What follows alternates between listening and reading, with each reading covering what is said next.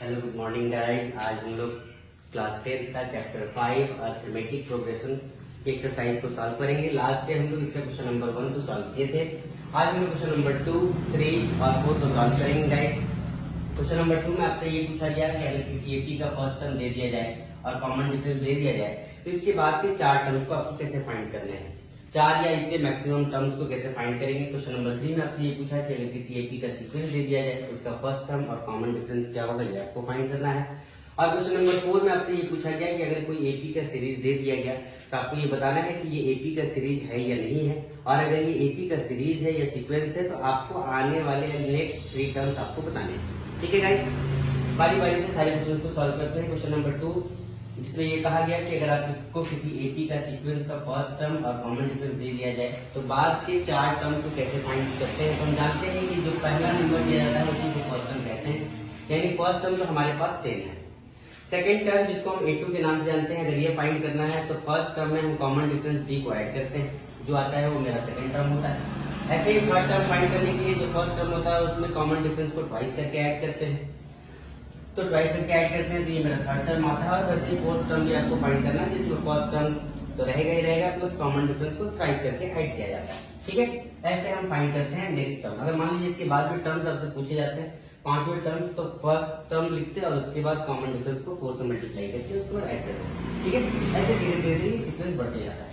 ठीक, ये तो इजी डाटा था। अगर ये डाटा माइनस में या फिर फ्रैक्शन में हो तो कैसे करेंगे। जैसे फर्स्ट टर्म मेरा -1 है और कॉमन डिफरेंस 1/2 है, हाफ है।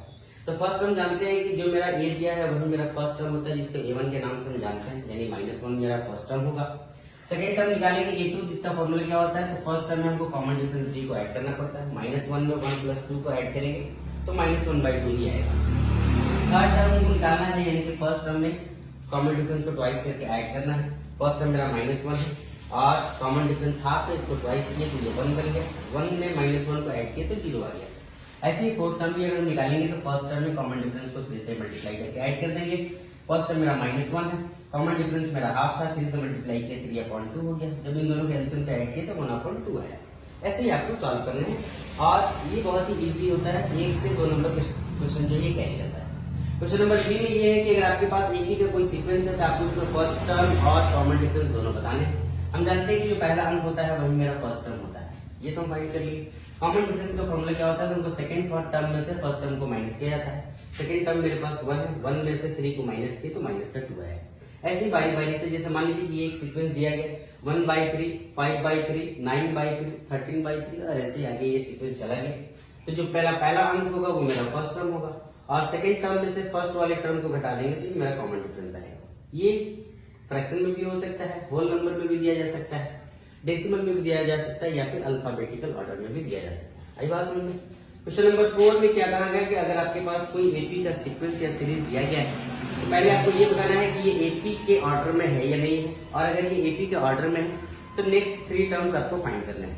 हम जानते हैं कि किसी भी सीरीज या सीक्वेंस को फाइंड करने के लिए कि वो एपी के टर्म में है या नहीं है, हम क्या करते हैं, बारी बारी से सारी की कॉमन डिफरेंस ही देखते हैं। अगर ये कॉमन डिफरेंस कांस्टेंट हो गया इसका मतलब कि ये एपी जो ये सीक्वेंस जो वो एपी के सीरीज में है, और अगर नहीं होता तो ये एपी के सीरीज में नहीं। जैसे हम देखें कि यहाँ से हमने सेकंड टर्म में से फर्स्ट टर्म को माइनस किया, 5/2 में से 2 को माइनस किया तो 1/2 आया।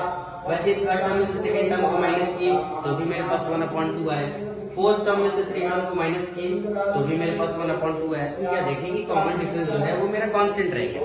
अगर कॉमन डिफरेंस मेरा कांस्टेंट रहेगा इसका मतलब ये है कि the difference between successive terms are same, इसका मतलब ये है कि ये एपी है। और अगर ये एक सीक्वेंस एपी है तो नेक्स्ट के 3 टर्म्स कैसे फाइंड करेंगे।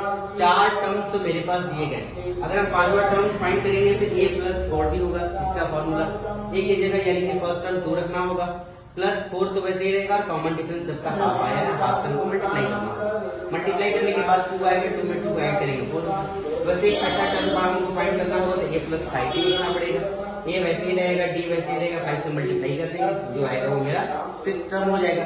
7 टर्म फाइंड करने के लिए भी हमको a + 6d लिखना पड़ेगा, यानी फर्स्ट टर्म में फर्स्ट टर्म हमको ऐड करना पड़ेगा क्या, 6 से गुणे करके कॉमन डिफरेंस को। जब सम देखेंगे तो 2 से ये 6 कैंसिल आउट हो जाएगा, जो मेरे पास बचेगा वो मेरा 7वां टर्म होगा। ऐसे हम आगे भी टर्म्स फाइंड कर सकते हैं। आई होप कि सारे गाइस को ये आंसर जो है समझ में आया। एक्सरसाइज 5.1 समझ में आया। इसमें और भी बहुत सारे क्वेश्चन हैं जो आने वाले नेक्स्ट वीडियो में आपको देखने को मिलेंगे। बहुत सारे मिसलेनियस क्वेश्चन हैं जो बनाने हैं और एग्जामिनेशन पॉइंट ऑफ व्यू से बहुत इंपॉर्टेंट है। 2 नंबर एग्जाम में ये क्वेश्चन कैरी करता है, मैक्सिमम 3 नंबर भी हो सकता है। इसके बाद नेक्स्ट एक्सरसाइज 5.2 में वर्ड प्रॉब्लम्स दिए गए हैं, उन सारे वर्ड प्रॉब्लम्स को कैसे सॉल्व करेंगे आप लोग मेरे साथ बने रहिए। और सारे लोगों से ये रिक्वेस्ट है कि आप लोग मेरे चैनल को सब्सक्राइब कीजिए, लाइक कीजिए, फॉलो कीजिए और ज्यादा से ज्यादा शेयर भी कीजिए। Thank you.